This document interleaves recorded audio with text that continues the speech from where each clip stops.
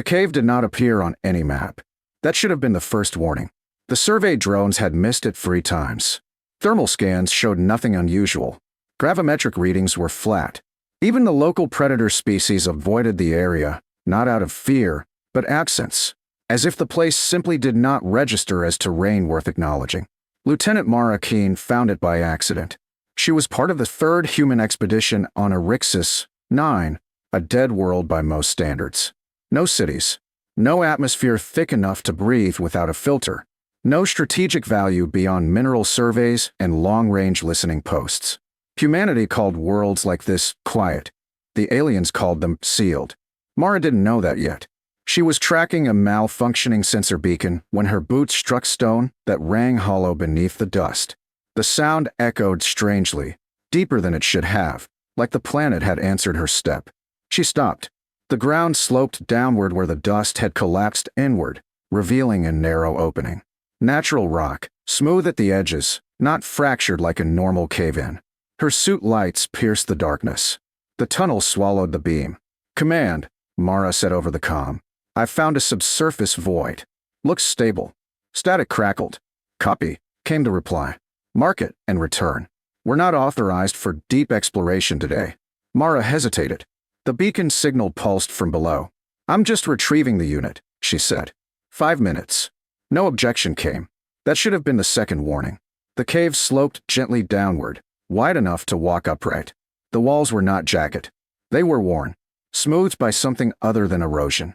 Not carved, touched. Her suit sensors began to lag. Nothing alarming. Just a half-second delay on environmental updates.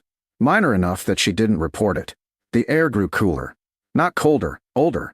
Mara couldn't have explained the difference if asked. Only that the temperature felt like it belonged to a place that had never changed. Her boots reached stone that was not stone. The cave opened into a chamber vast enough to swallow her lights. The floor was glassy, reflecting her suit like a dark mirror. Veins of faint luminescence ran through the walls, not glowing so much as remembering light. At the center lay a pool, perfectly still. No ripples, no surface tension distortion, no particulate matter. Water, her HUD reported. Pure, impossibly pure. Mara knelt at the edge without realizing she'd decided to. Her beacon lay half-submerged near the rim, its signal warping strangely, like it didn't want to be retrieved. As she reached for it, her glove brushed the pool. Her suit screamed warnings, then went silent. Not powered down. Quieted. Every alert vanished at once. Mara jerked her hand back, heart racing. "Command," she said. "I'm experiencing sensor loss." No response. She checked her oxygen. Nominal. Power levels. Nominal. Everything was functioning. It just wasn't talking anymore. She should have left. She knew that. Instead, she stared at the pool. The surface reflected her faceplate perfectly, until it didn't. For a moment, her reflection lagged, blinked a fraction of a second late, tilted its head when she didn't. Mara stood abruptly. "Enough," she muttered. Beacon and out. She reached again, faster this time, and snatched the device from the water. The moment it broke the surface, the pool rippled. Once. Just once. The sound echoed through the chamber like a breath drawn after a very long sleep. Mara froze. The luminescent veins in the walls brightened, not flaring, just noticing. She took a step back. Her boot slipped. She fell forward. Her helmet struck the edge of the pool. The seal cracked. The suit screamed again, this time in panic. Emergency protocols engaged. Atmosphere breach. Automatic flush. Her visor released. Mara gasped. The air tasted wrong. Not toxic. Incomplete. She had seconds before hypoxia. The pool lapped against her lips. She drank. It was not a choice. Her body reacted before her mind could. The water was cold, then warm, then neither.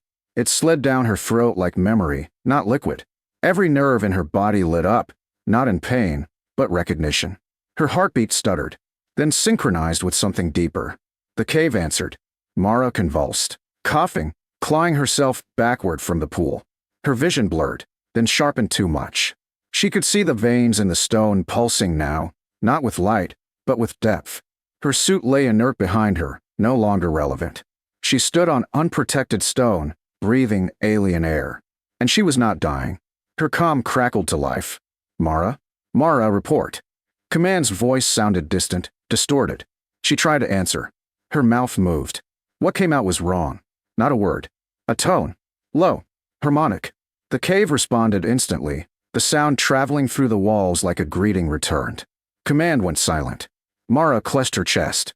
Her heart was beating too slowly. Her thoughts were racing too fast. She remembered things she had never learned. Patterns. Cycles. Warnings etched into time itself. She staggered to her feet. The pool was changing. Where she was, the water no longer reflected her. It reflected through her. Behind her, something shifted. Not footsteps. Attention. A presence that had not moved because it had never needed to. A whisper formed directly inside her skull. You drank. Mara spun. Nothing stood behind her. The cave itself felt closer. You entered human, the whisper continued. You leave as a continuation. Her hands trembled. What did you do to me? She whispered. The pool rippled again. Nothing, came the answer. You were already becoming.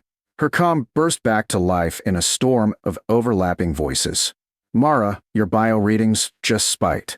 She's off the chart. That's not human metabolism. Mara looked down at herself. Her skin glowed faintly along her veins, not with light, but with awareness. She felt the planet beneath her, felt the stars above, felt the thin, fragile urgency of humanity spreading across the void like sparks in dry grass. The whisper softened. You will survive what comes. A pause. They will not. Mara swallowed. I didn't agree to this, she said. The cave did not deny it. Agreement was never the requirement. The pool stilled. The chamber dimmed. And far above, human instruments began screaming as one.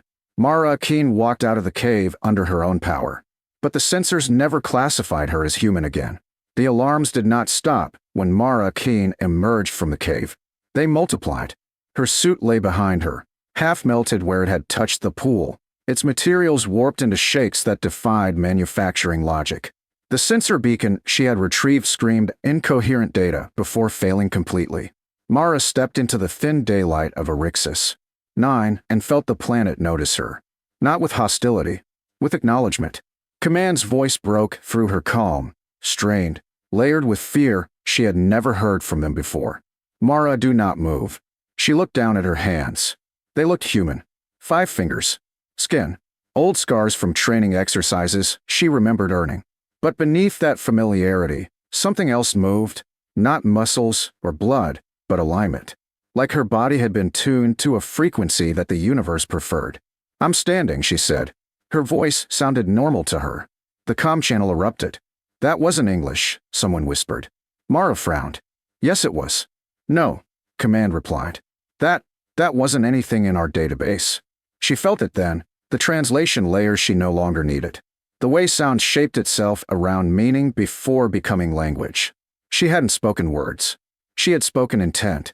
Medical telemetry streamed in from orbit. Her vitals were stable. Perfectly so. Too perfectly. Cellular decay. Halted. Radiation damage. Non-existent. Oxygen dependency. Optional. A bioengineer's voice cracked over the channel. She's not adapting, they said. She's resolved. Mara took a step forward. The ground hardened beneath her foot before she touched it. Microfractures sealing like scars closing. I'm not sick, she said gently. I'm not dangerous. No one answered. She understood why. The cave's whisper lingered in her mind, quieter now, but vast. They will test you. They always do. The first test came 6 hours later. A Union patrol ship translated into orbit without permission. Its species, the virile, had classified Awakens 9 as a restricted pre-sentient archive world centuries ago. They demanded explanations. Human command stalled. Mara listened. She could hear the virile ship's reactor cycling from the surface. Feel the nervous oscillation of its shields, tuned for weapons humanity had not yet invented.